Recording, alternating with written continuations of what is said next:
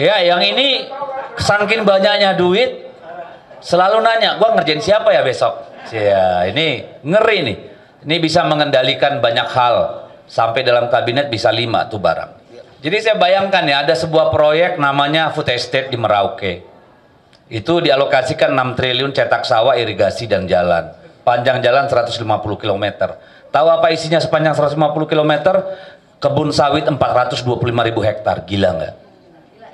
Jadi jangan dikira food estate-nya yang dikejar, kagak. Yang dikejar tuh kebun sawit. Bang Didu, ini tadi dipertanyakan nih, percuma ini Bang Didu teriak-teriak dipanas terik, dipik.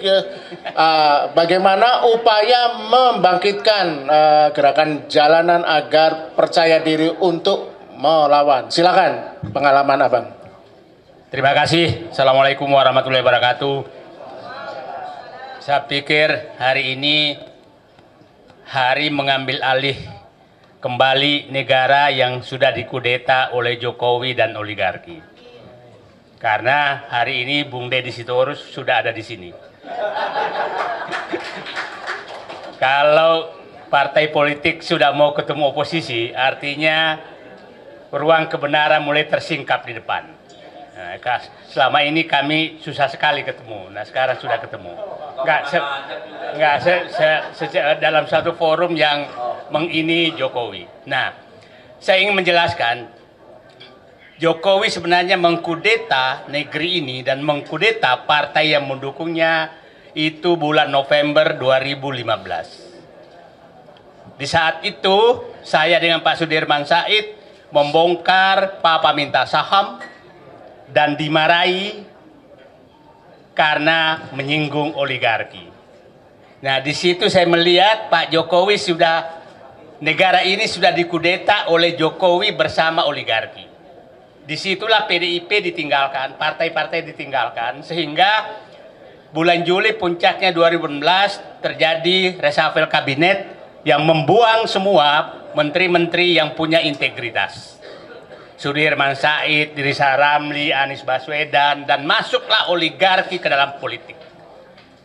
Jadi sebenarnya kita harus menganggap bahwa Jokowi sudah melakukan kudeta bersama oligarki itu 2015 dan berlanjut 2017. Setelah itu Jokowi mengabaikan semua, termasuk ketua partai yang membesarkan Jokowi sekeluarga. Sekeluarga maksudnya semua dibesarkan oleh dia.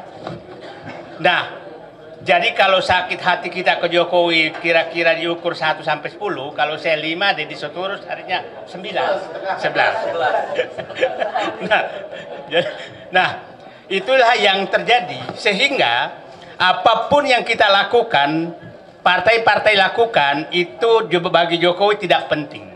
Bagi Jokowi tidak penting. Konsultan politik mereka memberitahu bahwa Pak Jokowi yang penting Bapak punya uang, maka semua dibereskan. Itu asumsi politik dia. Kenapa Jokowi melakukan itu? Karena dia tahu IQ orang-orang Indonesia sekarang yang dibikin oleh dia juga itu tinggal 78 IQ 78. Nah, dia pelihara penerima bansos 120 juta orang. Itu yang tiap 3 bulan menunggu bansos. Dia rusak sistem pendidikan nasional sehingga pendidikan sekarang hanya 60% pendidikan SD ke bawah. Nah, dia tahu struktur sosial seperti itu, maka oligarki lah yang bisa menyelesaikan. Tidak butuh dia partai. Dan faktanya memang dilakukan seperti itu terus. Nah, sekarang tapi kita harus tahu, dan dia tahu bahwa partai-partai ini, ya tadi yang Pak Deddy Sitorus katakan, tidak sedikit tokohnya disuruh mengambil mangga tetangga baru dipotret, gitu kan, kira-kira begitu. Nah, baru foto itu yang dipegang, kau mencuri mangga tetangga. Nah, kira-kira, nah itu yang dilakukan. Jadi, nah saya berharap ini masyarakat harus paham semua. Itulah kenapa, kalau bapak-bapak lihat, kenapa saya betul-betul mentitik fokus untuk mengini oligarki, karena oligarki inilah sebenarnya yang menguasai negara. Nah, siapa yang berkepentingan agar Gibran menjadi presiden? Oligarki. siapa yang berkepentingan agar Prabowo lemah? Oligarki. Siapa yang berkepentingan sehingga surat perintah 13 Oktober Solo itu terjadi? Itu oligarki. Sehingga berantakan semua. Nah, kita harus ini bahwa apakah Prabowo, jadi saya menyatakan begini, kekuatan Jokowi itu hanya satu, oligarki saja. Kalau ini kita bisa potong, maka dia sudah tidak punya kekuatan apa-apa. Karena partainya juga sudah nggak ada. Nah, jadi mohon izin saya fokus bahwa ini oligarki, negara ini harus diambil alih oleh rakyat kembali dari oligarki. Dan ingat, di buku Prabowo sebenarnya yang diperjuangkan itu hanya dua. Dia menyatakan, saya masuk ke politik agar bisa membuat kebijakan untuk mengembalikan kedaulatan rakyat dari oligarki. Itu di bukunya beliau katakan. Paradoks. Yang kedua, menyatakan bahwa agar ekonomi kembali ke rakyat dari penguasaan oligarki. Nah, itu saya pikir yang ini. Jadi kita, kalau Pak Prabowo ini, kita semua dua orang ini mau membantu dia untuk melaksanakan bukunya dia itu, Paradoks Indonesia. Kalau beliau tidak melakukan, maka bisa jadi beliaunya jadi paradoks. Itu kan kita nggak mau. Kalau dia jadi paradoks, maka Gibran jadi presiden, gitu kan? Paradoks Prabowo. Hah? Paradoks Prabowo. Nah, tapi itu saya nggak mau karena Gibran jadi presiden, gitu. Nah, Gibran presiden bertepuk tangan oligarki Pantai Utara Jakarta. Nah, terakhir saya ingin meminta pemahaman kita bagaimana sih oligarki mencengkram negara ini dengan sangat terstruktur. Pra kemerdekaan itu oligarki itu membantu tentara rakyat memberikan makan. Dan ingat, oligarki saat itu bukan etnis yang oligarki sekarang. Saya nggak usah jelaskan supaya jelas. Jadi jangan oligarki sekarang seakan-akan berperan terhadap negara. Pada saat zaman kemerdekaan, oligarki yang etnis sekarang itu sama sekali tidak ada yang membantu tentara rakyat berjuang. Nah, Orde Lama, Bung Karno, itu oligarki yang kaya raya yang menyumbang. Monas, Garuda, itu dari Aceh. Bukan oligarki mereka. Pada saat Pak Harto itu oligarkinya, kita sebut nama dulu Jimbaran, itu Pak Harto masih melarang mengambil tanah, masih melarang mengambil tambang, boleh berdagang, tapi di luar tidak boleh masuk ke mengambil hak-hak negara dan hak rakyat. Itu tegas, nggak bisa masuk. Nah, setelah reformasi, oligarki ini melakukan kudeta terhadap konstitusi. Dan kita harus paham, amandemen Undang-Undang Dasar 45 itu tidak lepas dari agenda mereka. Itu agenda mereka tuh, sehingga itu gampang sekali diubah. Terus setelah itu masuklah kudeta dia 2015 oleh Jokowi. Nah, saat itu merasa bahwa ini sudah bebas sekali, maka dia ubah undang-undang apapun sesuai dengan dia, termasuk undang-undang Cipta Kerja. Itu dia lakukan. Itu adalah pesanan oligarki. Setelah itu berhasil, udah ada pasangan undang-undangnya, maka dia ubah menjadi PSN di mana-mana atas keinginan oligarki. Nah, oligarki saat ini, kalau oligarki pada saat Pak Bung Karno, saya bilang itu di halaman rumah, lempar daging masuk, lempar ayam masuk, itu di luar rumah. Pada saat Pak Harto itu ada di pavilion, nggak boleh masuk ruang utama.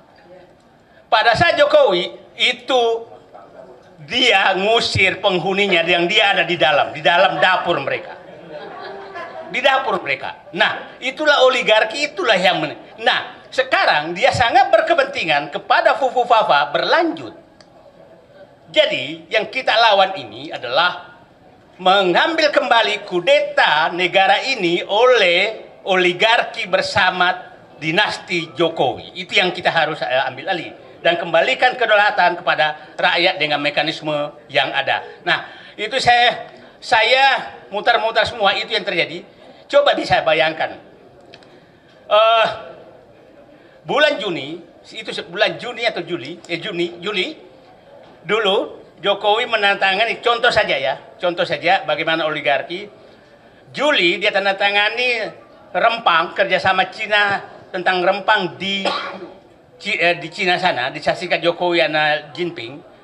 Agustus, Menko Perekonomian Airlangga Hartarto yang tanda tangan di sana itu Bahlil. Kita harus mulai sebut nama supaya jangan mereka terus enak aja. Nama kita harus mulai sekarang karena kita harus identifikasi siapa sebenarnya alat-alat oligarki di negeri ini dan berbungkus politik. Airlangga Hartarto Agustus menyatakan menandatangani PSN Rempang. Bahlil langsung menyatakan 22 September Rempang harus kosong. Belanda saja tidak sejahat itu di negeri ini sejak zaman dia menjajah. Kok ada orang jahat begini? Hanya sebulan rakyat harus diusir yang sudah puluhan tahun, ratusan tahun tinggal di situ. Nah, ini betul-betul menurut saya sangat berbahaya bagi bangsa ini. Kita tidak tahu, ini sedang diskusi kita di sini. Tahu-tahu nanti rumah kita sudah ditetapkan dengan PSN, maka kita digusur. Kita tidak tahu. Ya, NJOP-nya tidak. Ini semua sudah di. Jadi jangan sampai ibu merasa punya warisan ke anak ibu, padahal sudah diambil semua oligarki dengan Jokowi sebagai bonekanya. Itu yang harus kita inikan. Nah, itulah, coba bayangkan ada satu provinsi itu tanah izin macam-macam di provinsi itu ada 5 provinsi, ada satu tapi nggak usah saya sebutkan cuma nanti dianggap provokasi lagi. Yang tanah-tanah yang diserahkan ke oligarki sudah lebih luas dari provinsi tersebut. Artinya seluruh rakyat yang tinggal di provinsi itu sudah menumpang, tinggal menunggu diusir.